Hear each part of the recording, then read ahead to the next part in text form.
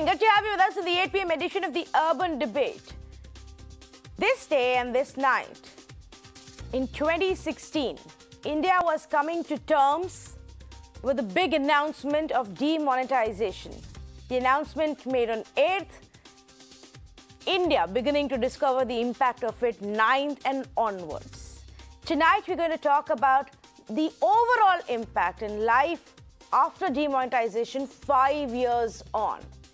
At that point, many speculated, many argued, people vociferously backed this move, others equally vociferously opposed this move, and heated discussions went on for weeks together as people struggled to get rid of their demonetized currency, struggled to get some cash, or move on to digital platforms to go about their day-to-day businesses, as companies at that point struggled to keep their businesses afloat, to keep the cash flow going.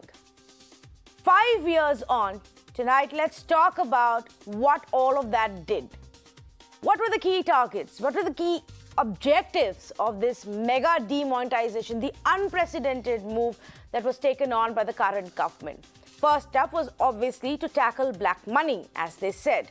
Second one was to weed out the fake currency notes from the system. Crack down on black money, weed out fake currency notes, thereby choking all kinds of dirty funding, including that for terrorists. And of course, there was a bid to formalize the economy, to move more people into the formal sector, to also move more people into the digital side. And subsequently, a lot more reasons were given to us. The first main key one was to say this will help crack down on black money, on Kala Dhan. And everybody who has unaccounted cash will not be able to do anything with it because all of those currency notes had been rendered useless. They were nothing more than paper money. But let's look at it in an overarching manner. What really happened? First up, when it comes to the status of black money, there isn't any exhaustive data that tells us if we've been able to suck out the black money from the system. There isn't any exhaustive data that tells us how many of these people who had black money of them have actually been identified, penalized, and so on and so forth. Some of those cases are going on. But almost all of the demonetized currency actually ended up returning to the Reserve Bank of India. Over 99% came back to the Reserve Bank of India, raising questions on where was the black money and how did all the cash then come back. And people had found loopholes into the system to put the money back into the system any which ways. The other big one was about cash in circulation. If you look at today, the cash in circulation is 64% more than what it was just before demonetization was announced. Now, while it has grown along with the nominal GDP, if you compare it to the real GDP, the percentage of cash is actually higher simply because we have witnessed a significant drop in our GDP itself.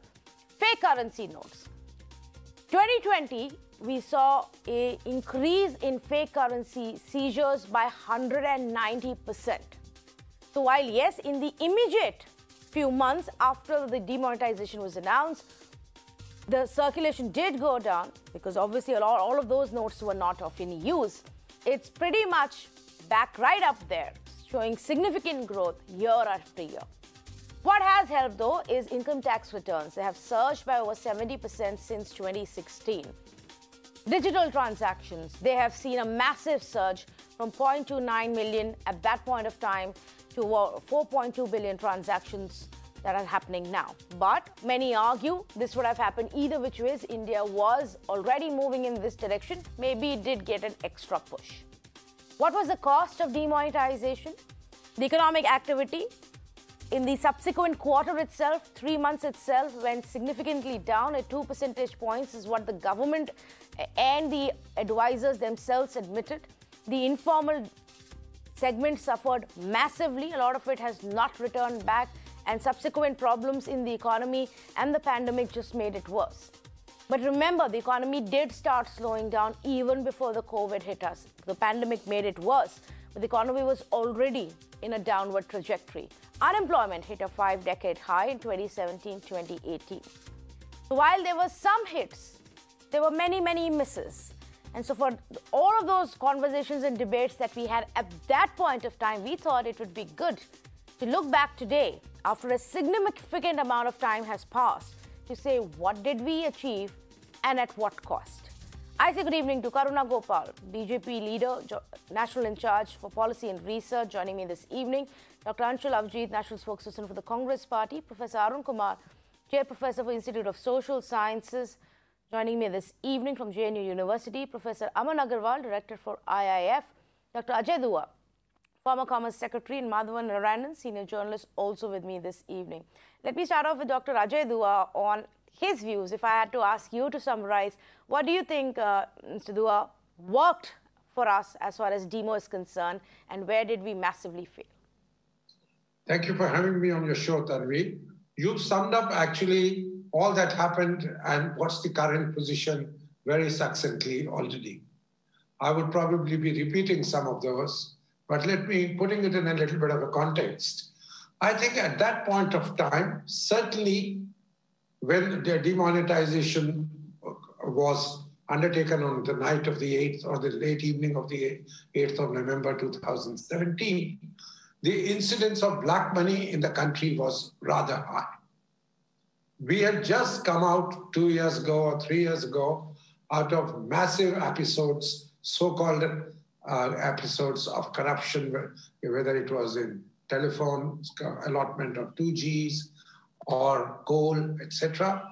The government took a chance, I would put it this way, saying one way of checking it could be by resorting to rarely done thing, but we've done it twice earlier, once way back even before independence in 1946 in the country that had been tried, that let's tender the high value notes, 500 and the 1,000 rupee notes, with immediate effect, make them illegal.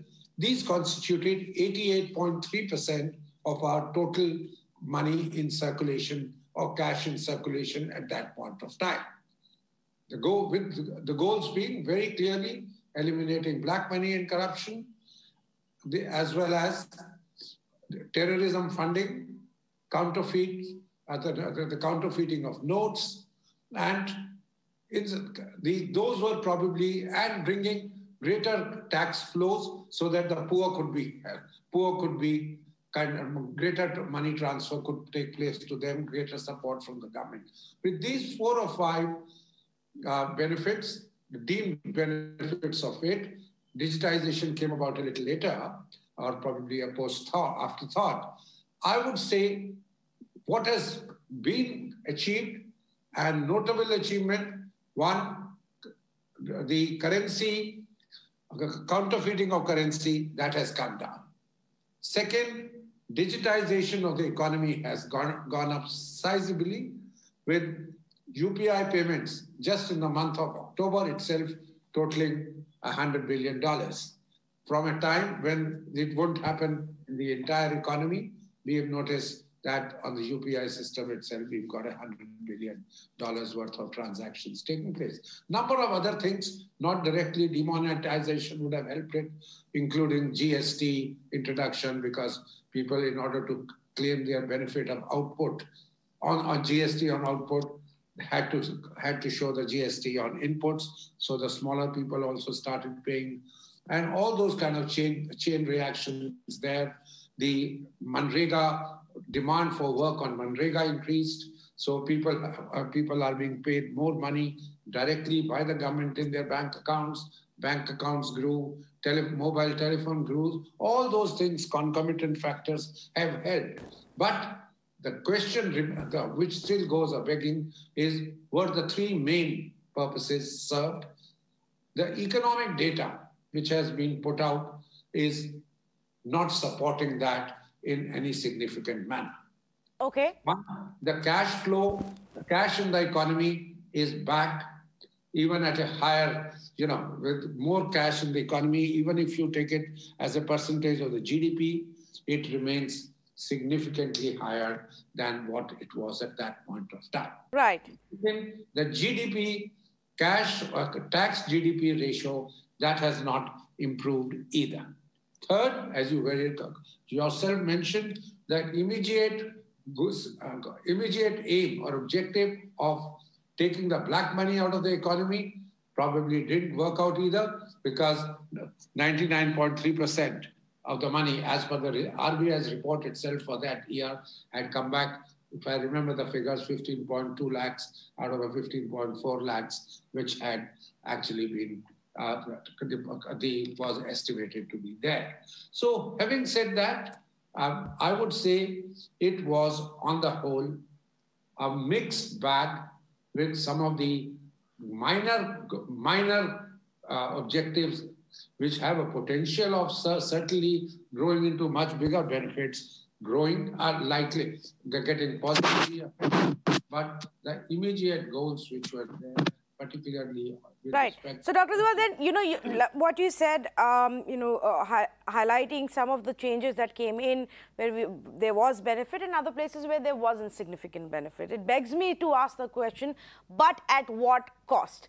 That's what I want to know, Professor Arun Kumar, but at what cost did these changes come? The fact that we're looking at higher tax returns, the fact that we're looking at higher digital transactions, some amount of more formalized economy in many parts, does it justify the impact it had on the economy overall? So, Tanvi, let me step back a little. You see, this demonetization was done on the premise that black means cash. And therefore, if we squeeze out cash, the black economy would go away. But this premise is incorrect. Unfortunately, the policymakers and the common man believe that black means cash. There are two aspects of the black economy. First is the black income generation, and the other is the black wealth that is held. Now, black cash is only 1% of the total black wealth.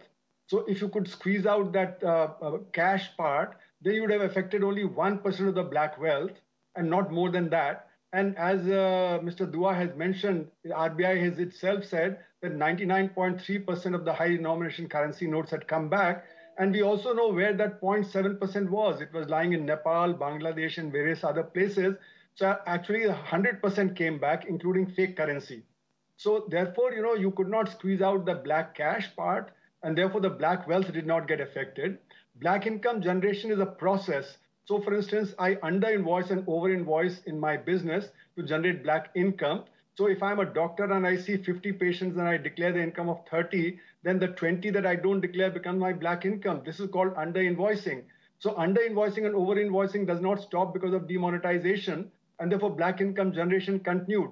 So the two aspects of the black economy, that is black income generation and black wealth, were not affected by demonetization.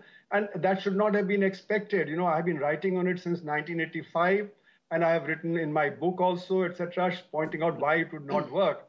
Now the question is, what is its economic impact? And I've been saying that, what is the money for in the economy? Money is for transactions.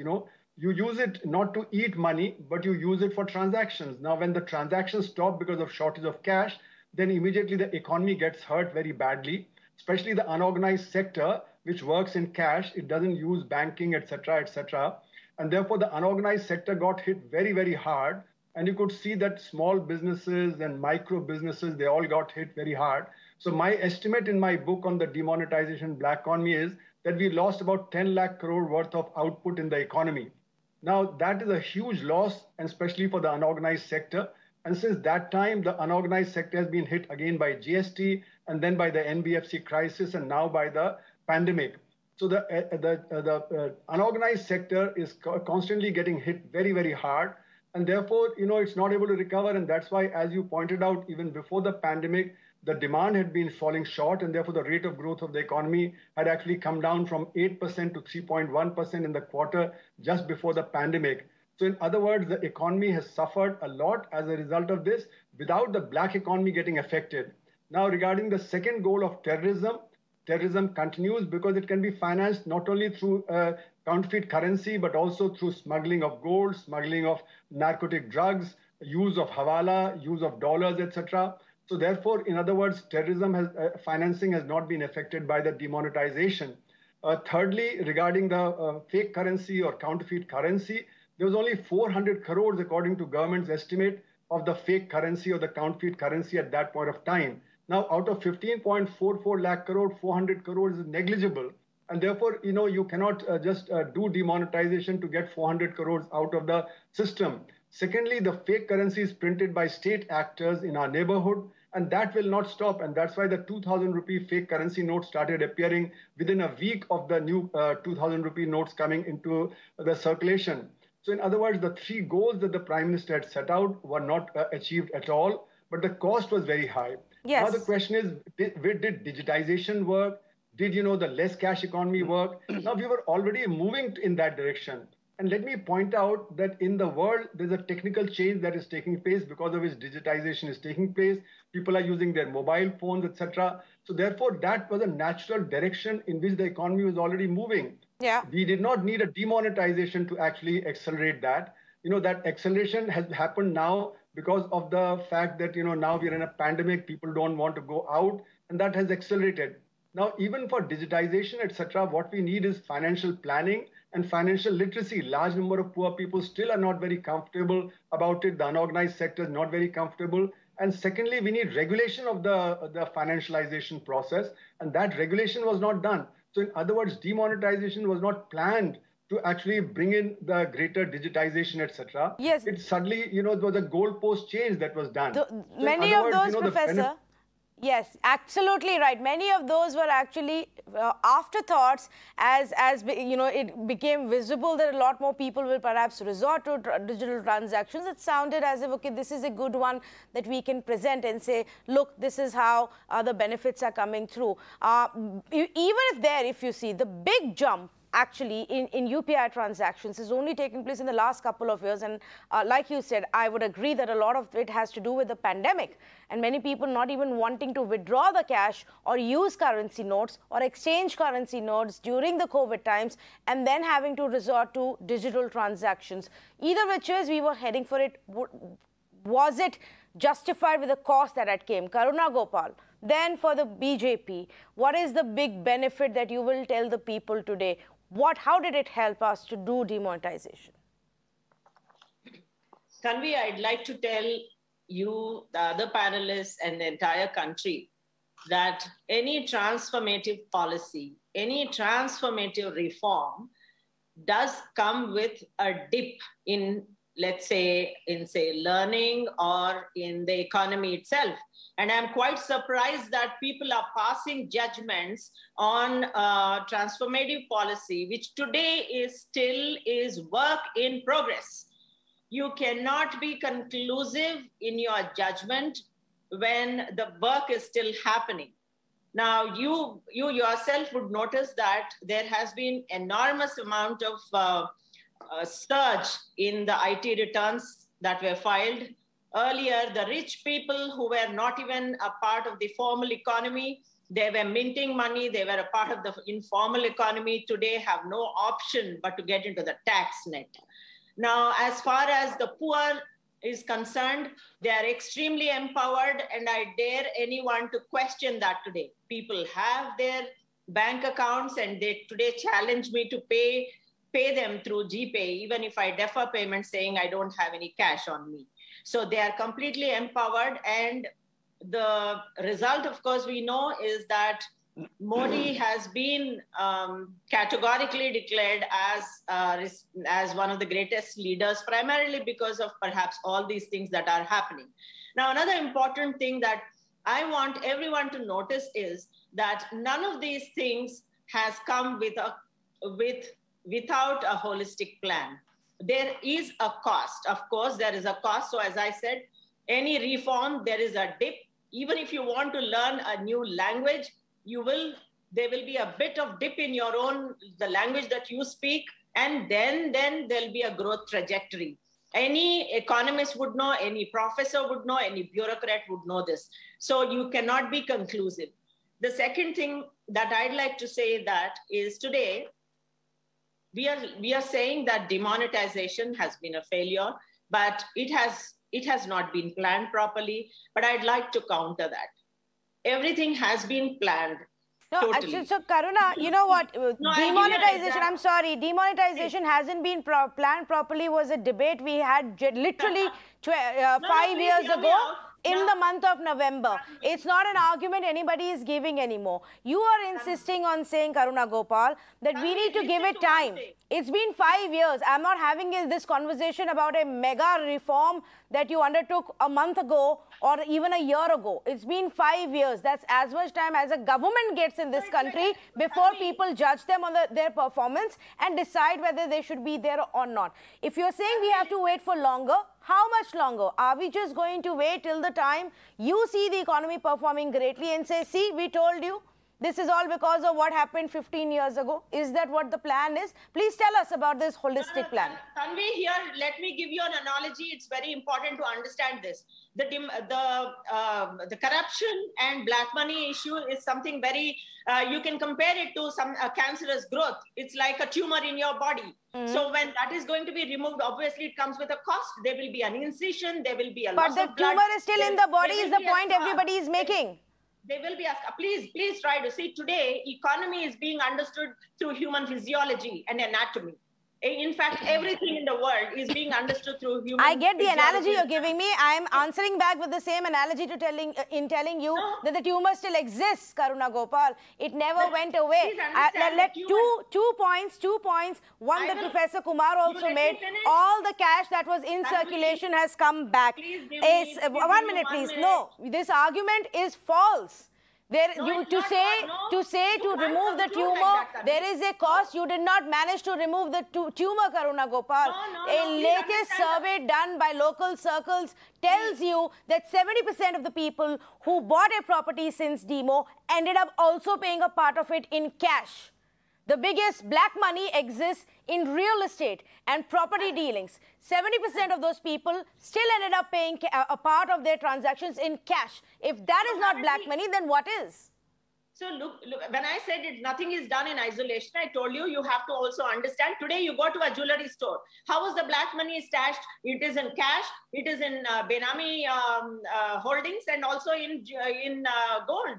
Now you go to a jewelry store today, can you do cash transaction? Please, Tanvi, you're a woman, I want to know that. Now, number two, you, without sharing your PAN card, can you do anything? Please. I can tell you, as per this survey itself, over 12% of people use cash to buy valuables like property, vehicles, jewelry this festival season. Hasn't it come down? Hasn't it? Then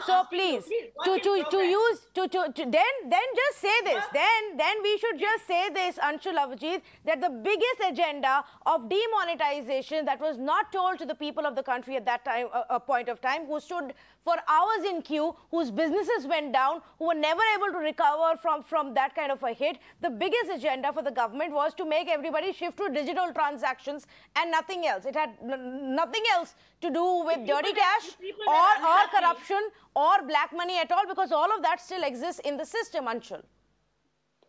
Tanvi, first of all, thank you for having this show. We should never, ever, in the history of this country, forget that day. I mean, it was the most disastrous intervention, economic intervention in our history, unprecedented. In fact, the biggest testimony for that is, I would like to remind the BJP counterpart here that the BJP never mentions this in their Salana Jalsas. They never mention this among their list of accomplishments. They've completely forgotten about it. GST, they still mention a bit grudgingly, though, and they've got a whole lot of other things, heightening social tensions, but they never mention Notbandi anymore because they realize how disastrous it was. These kind of ostensible reasons why GST was floated don't exist. They were never those reasons. It was an entirely political project to emasculate the opposition before a very important election, which was the UP election. And in that process, the Prime Minister wanted to be made out to be some sort of a crusading warrior against corruption, this kind of corrupt-free prophet of the age, which is trying to fix a broken system, a blackened system. He thinks that India was born in 2014. It never existed before. It was the dark ages before. So this was his move to do that. Every single move, this is not in isolation, Tanvi. This has only worsened that picture. Every single move that this government made, beginning from Make in India, Startup India, I never get tired of saying this, they were absolutely atrocious for this economy. I need not repeat what you have all said and all the panelists have said. In fact, you've all critiqued this process so well. What I'm going to say is, of course, the money came back. You know, this number we should never forget. 15.44 lakh crores. We all remember it so well. Now, it all came back. 99.3% came back. Almost 100% came back. And our cash to GDP ratio still remains the same. The other point I want to mention is that immediately afterwards, there were two important decisions, as if this was not enough, to devastate our economy totally. It was like an atom bomb that was thrown, destroying everything in its wake. You know, the aftershocks of which we can still feel. But the other two was equally bad. First one was GST, you know, which was ostensibly, to remove the cascading effects of taxation, tax on tax, etc. You know, have a fully automated indirect tax ecosystem and all that. I remember very well, and I remember its purposes very well. But what it did was, and what DEMO also did was, it increased the gap between the formal and the informal sector. So with GST, what happened was all the micro businesses, all the MSMEs, they all got completely edged out. They were rendered non-competitive. This is what the DEMO also did. It hit the poor the hardest.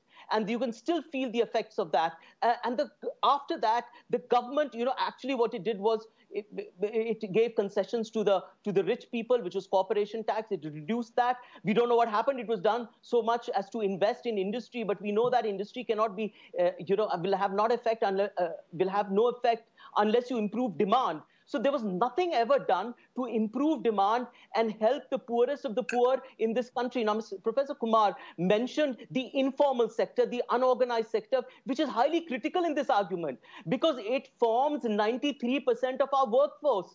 They were the hardest hit. We heard about them, as those invisibilized group of people that came to the fore during the pandemic, in the lockdown, when the migrants came out with a coffin on their heads, walking their way to home. We have to wonder what happened to them. Where are they employed now? How have they been affected by DEMO even now? Okay. What are the effects of DEMO on them? So all these things. Yeah. Sorry? Yes. No. What I'm saying was the effect on the informal sector has been absolutely devastating by subsequent government policies as well. Even response to the pandemic, where you think that the Atmanirbhar campaign, ever since they said was actually a loan campaign, nothing in terms of fiscal stimulus to the poor and those affected by DEMO, just a big loan mela. And secondly, it also meant the privatization of our assets. It meant two things essentially. So none of them have helped. None of them have mitigated the helps of DEMO. And in fact, after that, you can see its aftershocks spread even further and worse. Okay, so I get the point you're making, Anshul. Let me now pick this up and twist it a little. Karuna, I'll come back to you in just a bit. I just have to get Mr. Madhavan to also make his comments. Mr. Madhavan, let's see it from another side. Let's say that the government very well knew what its objectives were, which were to push the economy into a more formalized direction, to push the digital transactions such that it becomes easier to track the transactions and, essentially have a lot more of transparent transactions than anything else. Everything else that was said was simply said to sell the story to us. Because if you just say, oh, we all want you to use UPI and not 500 rupee notes, nobody's going to buy that story. So you sell the story as crackdown on black money, crackdown on fake currency, and everything else. But your motive is this, and that's what you've achieved.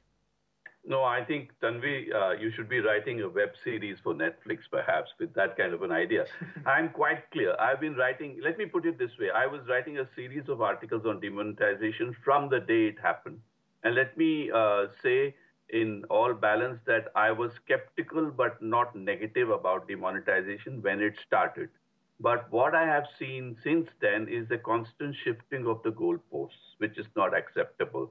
The idea was very clearly, now, if the government cannot be judged on what it did not say but had secretly in mind, but that can only be in a Netflix series, sorry. So if its stated purpose was to curb black money, then Dr. Arun Kumar has explained well. There's a lot of black wealth that wasn't tackled, black income. And although I must say sorry to Anshul, Vijit, because Congress has not been winning elections and BJP has been winning elections in UP as well as re-election of the general government. So some of the social impact of demonetization might have been overestimated by the opposition. But having said that, let me say very clearly that the shifting of the goalposts has been nothing but a PR exercise. So it is like Virat Kohli saying, I lost the T20 World Cup, but because I was rehearsing for a test match. To say that this is a transformative mode, saying that we were practicing for T20, in the T20 World Cup for a test series that is coming, that is the saying, it's transformative, it's a cause, and it's a long-term impact. No, that wasn't it was supposed to be. You're supposed to be judged in 5 years. I also want to mention that the finance minister of that time, Arun Jaitley, is no longer with us, but he had spoken about shell companies on which the government hasn't come out with any data. Nothing seems to have happened, although the number of ITRs may have gone up. And as you yourself pointed out, Tanvi, that the pandemic might have done more for UPI than demonetization has. And therefore, I think those of us who live humbly through facts and logic cannot buy the Picasso painting logic of too many abstractions being thrown in to justify demonetization as a success. It is better for the government to admit that we tried, it was a gamble that failed, but it had a Bollywoodization of the war on black money, where you had lots of people standing in queues and people feeling that something was being done visibly by the government to crack on. So it had a nice atmospherics, and that might have rubbed off even positively on Mr. Modi's political image, because politics doesn't follow the simple rules of urban drawing room logic of facts and logic, because politics is about imagery, and Mr. Modi might have scored on the demonetization imagery the way he scored on the Balakot imagery, because politics works on different tracks. But I would not buy the argument that digitalization of the economy was the hidden motive behind demonetization. It was very clearly an attempt to politically justify the manifesto promise of the fact that they will do something about black money, but without taking into account the details of the fact that black wealth, as excellently explained by Dr. Arun Kumar, as well as the investments in real estate, had already come back to India. It wasn't in Swiss bank. And by the way, in our family, we still have 500 rupee notes lying somewhere in the corner of a Almirah, which was discovered later. So there's more money than what the Reserve Bank has got. So there's a lot of concern. And my big smoking gun in this is the shell companies, because they were supposed to be cracking down on shell companies. Nothing has happened. ITR returns might have been part of the secular growth of the middle class of the economy, thanks to every sector. And GST might have had a good impact on some of the regularization of the economy. And I do agree with Karuna Gopal on some of the aspects, but that would be only 10 to 20% of the logic. The big elephant in the room was black money. Yeah. And it's also a fact that the Indian small and informal sector runs on cash, and it has been punched in the solar plexus by the demonetization. And all credit to the Indian people who like to give the Prime Minister a chance to try efforts and magnanimously re-elect him, because this was not the only criteria on which they voted. I'm sure of that. They had everything from national security to personalities to the fact that they want to give somebody a chance. Yes, a lot of it, in fact, Mr. Madhavan, like you rightly pointed out about subsequent elections that were won, were also perhaps not so much as to what it finally did, but for the fact that someone tried to do something about it.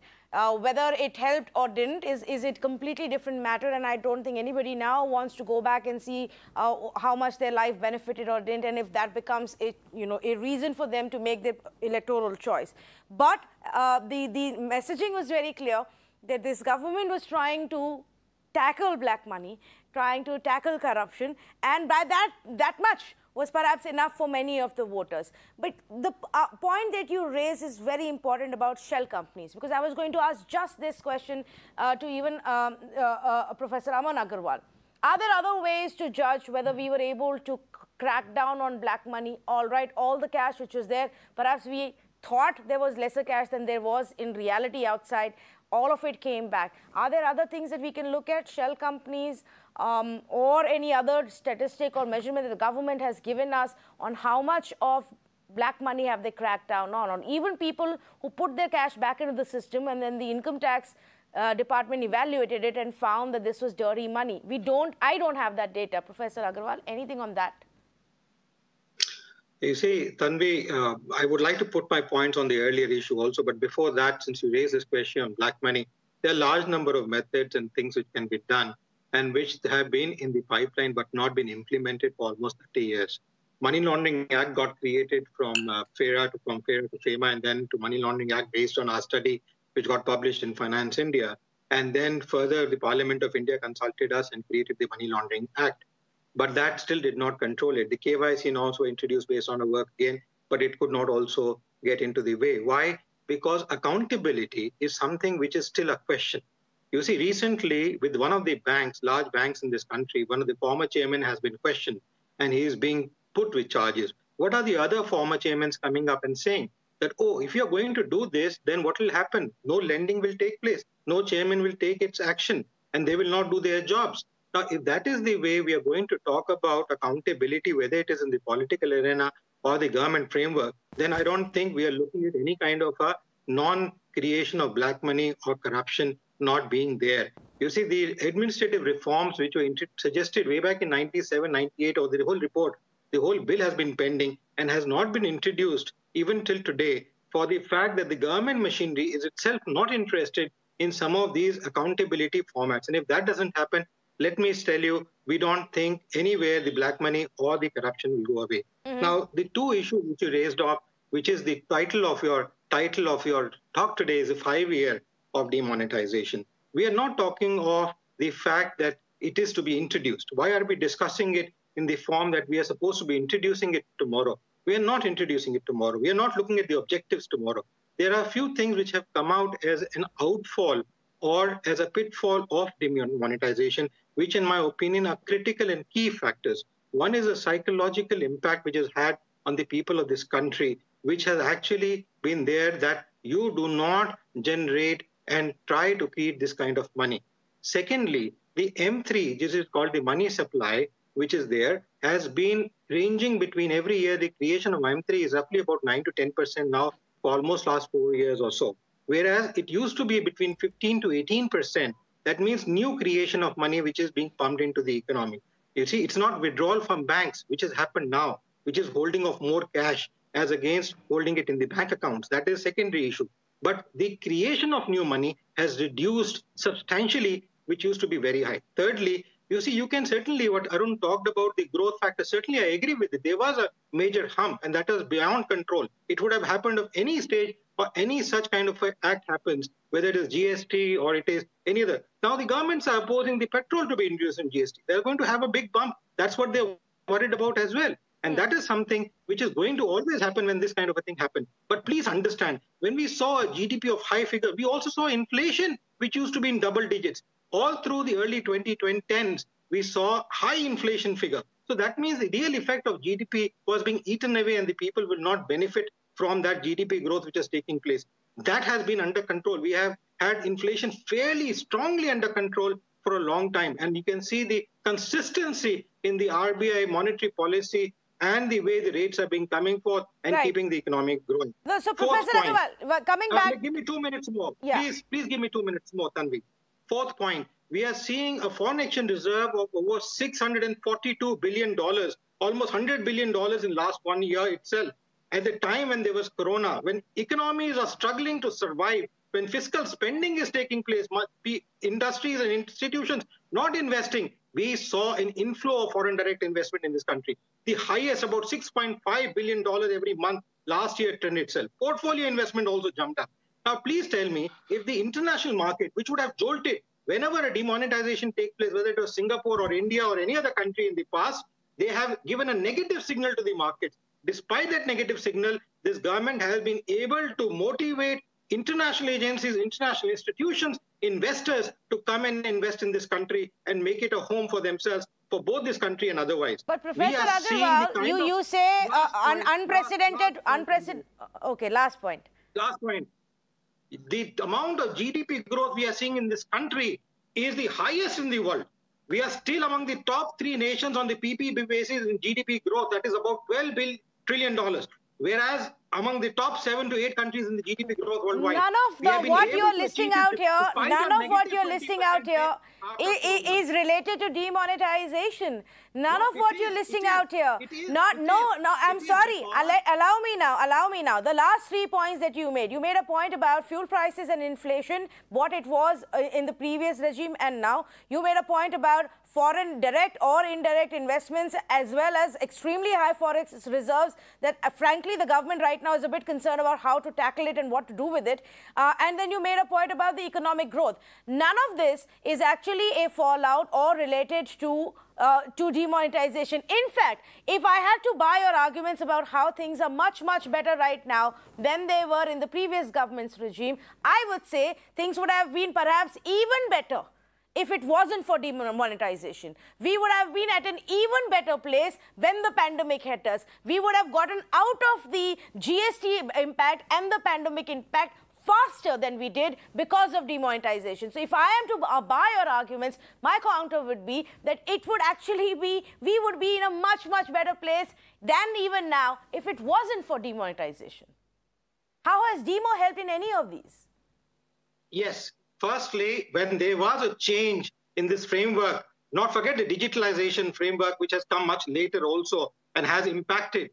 You see, there is a shift from an informal to a formal. When there is a shift, there is less creation of a black economic framework. The psychological movement, you see, in India, we got independence, a patriotic India which got independence. 98% tax by this country. Imagine 10 rupees you earn, 9 rupees you give to the government of India. That was the rule which was set up in 1947.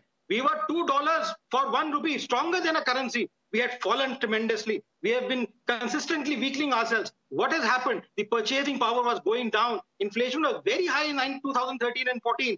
Fortunately, in 15, the inflation was fairly troubling us.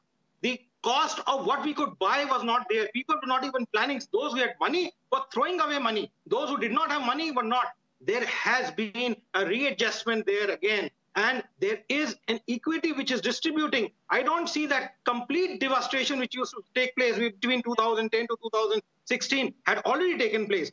Again, I am not here mooting for demonetization or that it should be done again. What I am trying to say is we are looking at 5 years of demonetization. How has it impacted the economy? How is the world looking at it? How are people in this country, the masses, looking at it? Lastly, the credit cards came in 1970s. They talked about all annual reports in the 70s and 80s said, we will make it cashless. No economy has made it. None of the economies around the world have made it cashless. But this particular act has made the largest population of this country, the masses, the base, which is the real economy of the country, real strength of a country, to move to a framework which could never have happened with whatever level of literacy you could introduce in this world, despite government aid, despite financial institutions. Even SEBI has not been able to teach institutions to trade. Even RBI has not been able to teach people how to go about managing their accounts. Forget so many. Yeah, you needed a mobile revolution that, of the kinds that only companies have managed to do now. I'm sorry, I wouldn't say that you can give the complete credit to this one exercise called demonetization with the cost that it came. There are many other factors involved, including the pandemic, including the way mobiles are now being used in the smallest of the places, and people discovering how easy that access is. But two other panelists want to make comments now. I'm going to go across to Ajay Dua first and then to Karuna. Yes, Mr. Dua. Tanvi, I would look at this measure as some of the panelists have taken the position in a slightly longer term framework and not in the immediate. There was certainly disruption. There was certainly dislocation of the kind which we have all talked about now, as well as 5 years ago. I remember doing a show with you exactly on this subject 5 years ago as well. But I think the long-term measurement has to be in terms of what has it done to the growth of the economy and what has it done for unemployment or employment creation in the country. I don't see the picture having improved in the last few years in respect of either. Whatever may have been said by my panelists, I would like to draw attention to the fact that certainly economy was growing in 2015-16. We've seen good growth, but subsequent to it, starting with demonetization, there has been an incessant fall which got accentuated with the first year of the pandemic. This year's the rate of growth which he's talking about amongst the three best in the world, etc. In our case is a slightly different matter because it's on a low base. A base where first the GDP fell by 20% during the pandemic, last year recovered by 7.7%. So it is still lower than what it was in the pre-pandemic. And we are measuring our growth of the current year, 9.5 or 9, whatever we see on that low base. What excites me, however, is the projection of everybody, including the IMF, that next year, when this base effect would be over, we would be seeing 8.5%. And I give, all strength to the arms of the government and the policymakers that let's hope that materializes. That will be creditable. Second is this, and that is a thing which is worrisome. We have neither before the demonetization nor after been able to handle the issue of employment in the country. If anything, the pandemic hit the people, the salaried people, the contractual labor, etc., much more than the people who were in the upper echelons of the economy. And consequently, we've seen that if anything, who benefited during the economy? The super rich. Right. The number of billionaires of the country has gone up, crossed the figure 100, and probably the maximum number of billionaires which emerged was in India during the pandemic. Right. So my concern finally is that let us measure in this country every economic measure against whatever requirement is. And these two factors, to my mind, should invariably be both the short term, saying in the short term they are not affected, and in the long term, there is a beneficial effect on these two measures. Well, we would have another conversation soon where you and Aman Agarwal should definitely be there, where we talk about how you see the state of the poor, the state of the rich, the state of employment, and the economic growth. Mr. Madhavan, to you, and then Professor Kumar, I see your hand. I'll come to you as well. Very quickly, I would like to disagree with Mr. Dua on the fact that the demonetization was not about jobs and employment. It was about black money. I would look for two bits of statistics which I cannot see. One is not the rise in the number of income tax returns, but the share of direct taxes in the tax to GDP ratio is the number that I would look for. Because GST collections do not convey black money. If the share of direct taxes as a proportion of GDP has grown up during the past 5 years significantly, I would call it as some kind of a salutary positive impact of the demonetization. The other might be any study by an institution such as the National Institute of Public Finance and Policy, which has in the past conducted studies on the extent of black economy, to say that black income generation has been disincentivized as a social impact of what was done by Mr. Modi in 2016. I do not see any such data. The third data could be anything on shell companies on which there has been a horrible silence from the government. So if we have to talk numbers, let us talk numbers that are relevant, please. Thanks. Okay, you're extremely right. In fact, I will add one more to that, because I very clearly remember the finance minister at that point of time, the then finance minister, also talking about how even if the money has come back, they're going to now sit and analyze all of those accounts, whether the people who are putting this money back are putting clean money or dirty money, and penalize and prosecute those people. The government never really came back with exhaustive figures on how many of those people were actually punished and black money identified. Professor Kumar, to you. You wanted to make a point. Yeah.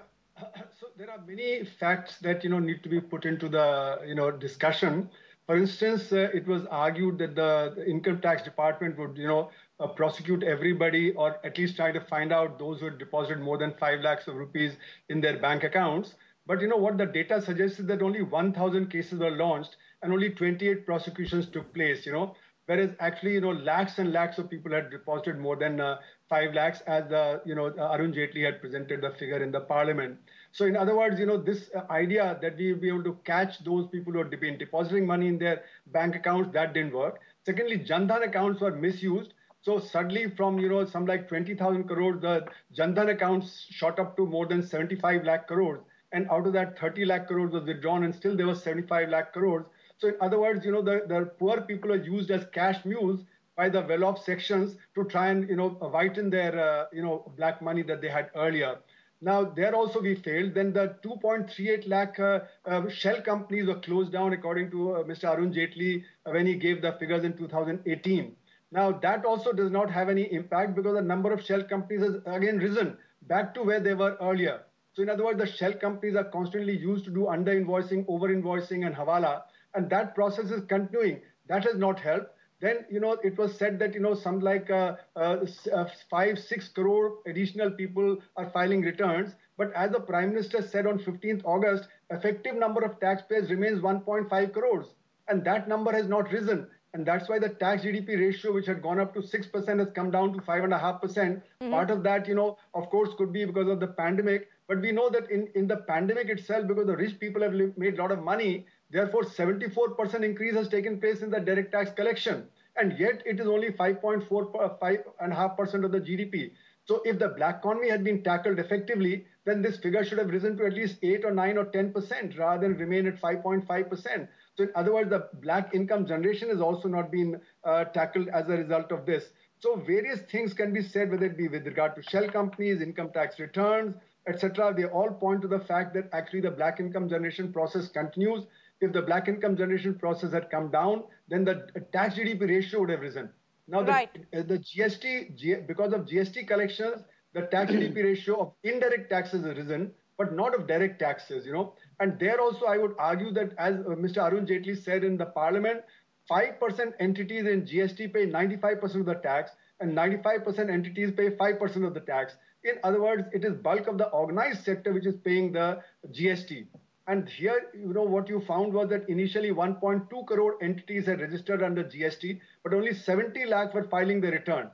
Now that number has gone up to 1.5 crore and only 1.1 crore are filing their returns. So therefore, what has happened is that the unorganized sector is completely out of this net. So when you see the growth of GST, you're seeing the growth of the organized sector, but not of the unorganized sector. And the hit of demonetization, GST, etc., was in the unorganized sector. And that is where the data doesn't come. So we assume that the unorganized sector is growing at the same rate as the organized sector, which is incorrect after demonetization when the unorganized sector started declining.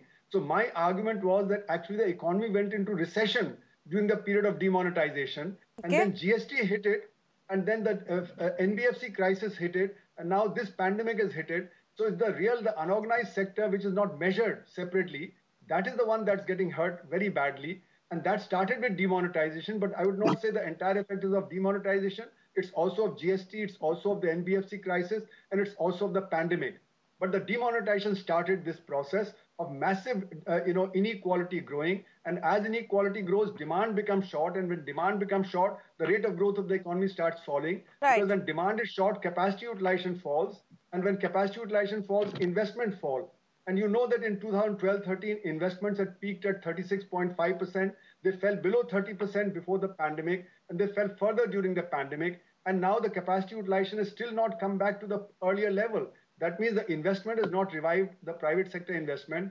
Consumption is also down, as the RBI latest data shows that the consumer confidence is down to 55.5. Right. Whereas in January 2020, it was 105. So from 105, it has fallen to 55.5. That means consumption is not revived, So all these factors must be taken and like you rightly said, all of this cannot be blamed on the demo, but a lot of it started from there and subsequently kept getting worse for various factors. Yes, Karuna Gopal, over to you.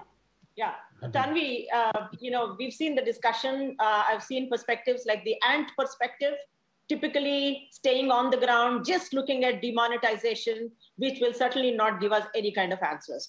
I have seen some of the panelists who've taken the eagle's eye view. They have looked at the macro perspective. They have understood the interlinkages between demonetization and the GDP growth and several other factors that many conveniently forgot.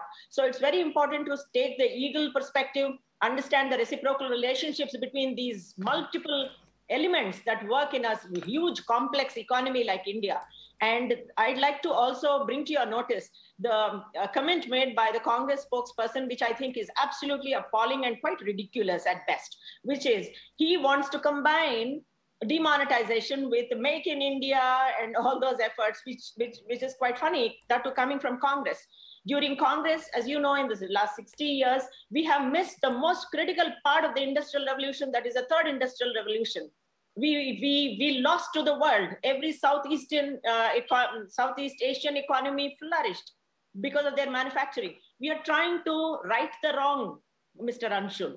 You must understand that. And you have absolutely no idea how startups have been nurtured in this country. We were not even on the startup map for many, many years. Now, today, we are actually producing unicorns.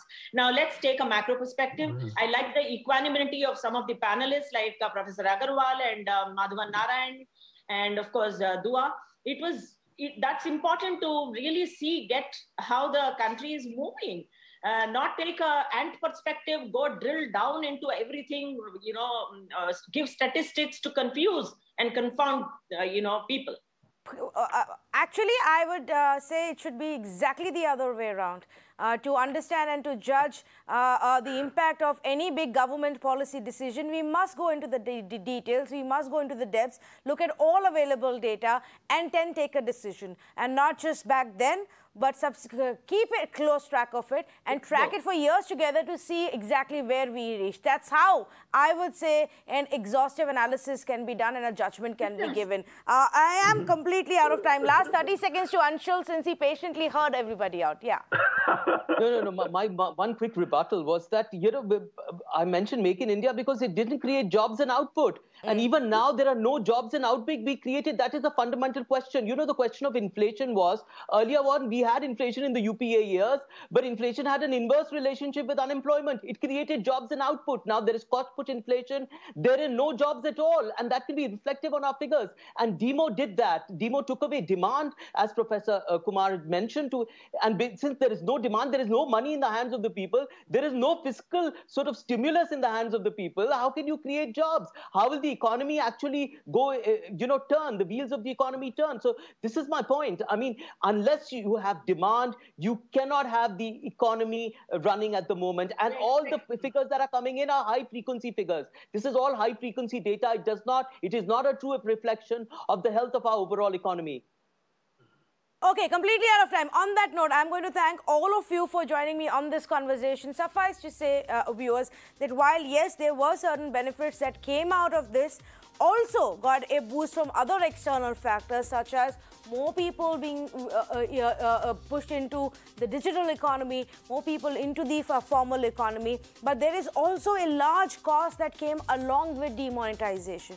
And just like we discussed this 5 years ago, now we can do the same with statistics, with hard evidence that suggests that the cost with which it came was not worth the benefit, that there could have been several other ways that the government could have moved the country into a more transparent setup, a more transparent economy, a more formalized economy where everything gets recorded, everything gets punched into the system and you're able to track it. If that was actually the agenda, there are so many more methods that experts across the country will tell you could have been used, perhaps would have taken a couple of years more than what we are looking at right now. But at the cost of people who lost their businesses, at the cost of companies that could never bounce back, at the cost of those businesses that slowed down and then subsequently further got hit by several other changes that came into the economy, I don't think so. Black money still exists, thrives, cash still exists, very much so in large, maybe in a higher quantity than it did before demonetization. So yes, while many of us do use digital transactions, cash is still king in this country. Black money and corruption still exists. Thank you for joining us.